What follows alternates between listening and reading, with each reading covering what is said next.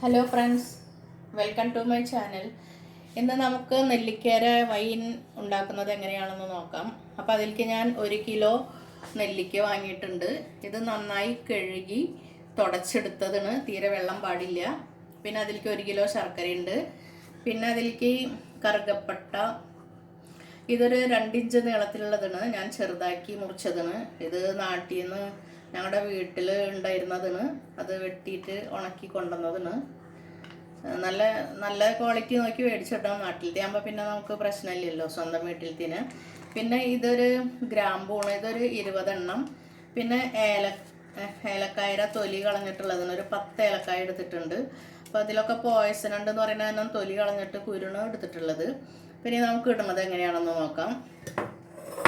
ഒരു ഗ്ലാസ് ജാറിൽ വേണം ഇത് ഇടാനായിട്ട്. അപ്പോൾ ആദ്യം കുറച്ച് ശർക്കര ഇടാം. 1 കിലോ ശർക്കര ഇടുന്നത്, അത് പൊട്ടിച്ചെടുത്തതാണ്. പിന്നെ അതിൻ്റെ മേലെ നെല്ലിക്ക ഇടാം.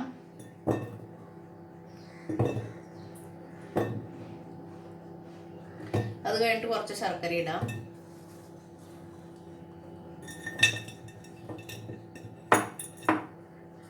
പിന്നെ അത് കഴിഞ്ഞിട്ട് നെല്ലിക്ക, പിന്നെ വീണ്ടും ശർക്കര ഇടാം. അങ്ങനെ ഒരേ ലെയറായിട്ട് ഇത് നിറച്ചിടാം. ഇത് ഇട്ട് കഴിഞ്ഞിട്ട് നന്നായി ടൈറ്റ് ആക്കിയിട്ട് അടച്ചു വെക്കണം.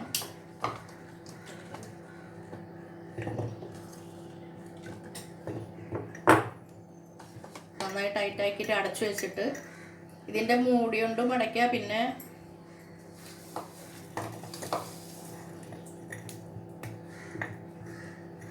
ഒരു തുണി കൊണ്ട് വേണമെങ്കിൽ നന്നായിട്ട് കെട്ടി വെക്കാം, എയർ കിടക്കാത്ത വിധത്തിൽ. അങ്ങനെ 41 ദിവസം കഴിയുമ്പോൾ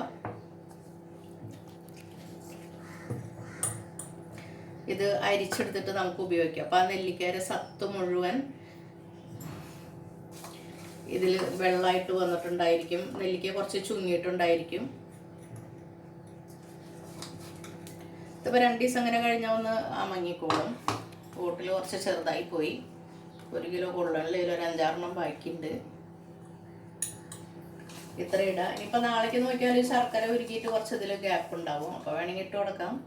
ഒരു 41 ദിവസം മിനിമം ഇരിക്കണത്. അപ്പോൾ ഇതിൽ വിറ്റാമിൻ സി ഒക്കെ നല്ലോണം ഉള്ളതാണ്. ഇരുമ്പ് സത്തുണ്ട്, വിറ്റാമിൻ ഉണ്ട്. കുട്ടികൾക്കും മുതിർന്നവർക്കും എല്ലാവർക്കും നല്ലതാണ്. അപ്പോൾ ആ ജ്യൂസ് നമുക്ക് അരിച്ചെടുത്തിട്ട് അത് ഉപയോഗിക്കാം കുറേശ്ശെ. കുട്ടികൾക്കാണെങ്കിൽ അതിൽ കുറച്ച് വെള്ളം ചേർത്തിട്ട് കൊടുത്താൽ മതി. അപ്പോൾ കുട്ടികൾക്ക് ഉണ്ടാകുന്ന തുമ്മൽ, ജലദോഷം അതെല്ലാം മാറാനൊക്കെ നല്ലതാണ്. ഞങ്ങൾ ഇടയ്ക്കിടയ്ക്കൊക്കെ ഉപയോഗിക്കാറുണ്ട് ഇത് ഉണ്ടാക്കിയിട്ട്. ഇപ്പോഴും കഴിഞ്ഞ കൊല്ലം ഉണ്ടാക്കി വെച്ചതിൻ്റെ കുറച്ച് ബാക്കിയുണ്ട്. ഈ ബോട്ടിലുള്ളത് അതിൻ്റെ വൈകുന്നേരം കളറൊക്കെ ഇതുപോലെ ഇരിക്കും. ഇതിൻ്റെ മേലെ നമുക്ക് ഈ ഏലക്കായും ഗ്രാമ്പും എല്ലാം ഇടാം, പട്ട എല്ലാം. അപ്പോൾ ഇതിൻ്റെ മേലെ ഇട്ടാൽ മതി. അത് വെള്ളം പിന്നെ താഴ്ന്നോളും, അത് ശർക്കര ഉരുകണോട് കൂടെ.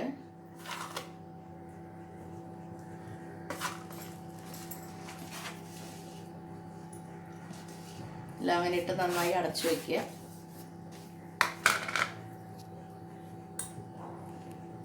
ഇത് ഇളക്കേണ്ട കാര്യമൊന്നുമില്ല. നമ്മൾ കുറച്ചും കൂടി വലിയ ബോട്ടിലെടുത്ത് അത് ഫുള്ള് കൊള്ളത്. ഇപ്പോൾ ഫുള്ള് കൊണ്ടില്ല, 5-6 ബാക്കിയുണ്ട്. ശർക്കര കുറച്ച് വലിയ പീസായ കാരണം തോന്നുന്നു. ഇവിടെയൊക്കെ ഗ്യാപ്പ് ഉണ്ട്. ശരിക്കും 1 കിലോ കൊള്ളണം ഇതിൽ.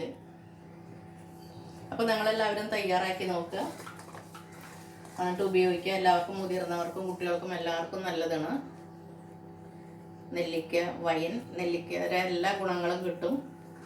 അപ്പോൾ ഇപ്പോൾ നെല്ലിക്കയുടെ സീസണാണ്.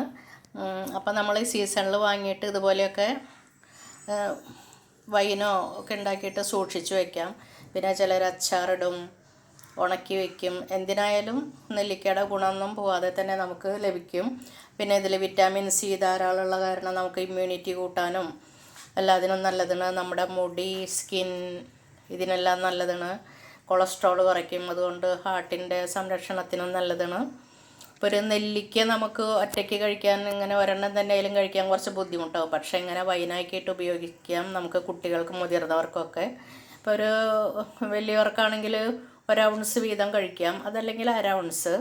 ചെറിയ കുട്ടികൾക്കാണെങ്കിൽ ഒരു 2 സ്പൂൺ, അവരുടെ പ്രായം അനുസരിച്ച് 2-3 ടീസ്പൂൺ എടുത്തിട്ട് അതിൽ കുറച്ച് വെള്ളം ചേർത്തിട്ടായാലും ഉപയോഗിക്കാം. കുട്ടികൾക്ക് വെള്ളം ചേർത്ത് കൊടുത്താൽ മതി. മുതിർന്നവർക്ക് അങ്ങനെ കൊടുക്കണം. കഴിക്കാൻ നമുക്ക് കുഴപ്പമൊന്നുമില്ലെങ്കിൽ അങ്ങനെ കഴിക്കാം, അല്ലെങ്കിൽ വെള്ളം ചേർത്തായാലും കഴിക്കാം. എങ്ങനെയായാലും അതിൻ്റെ ഗുണം നഷ്ടപ്പെടാനൊന്നും പോണില്ല.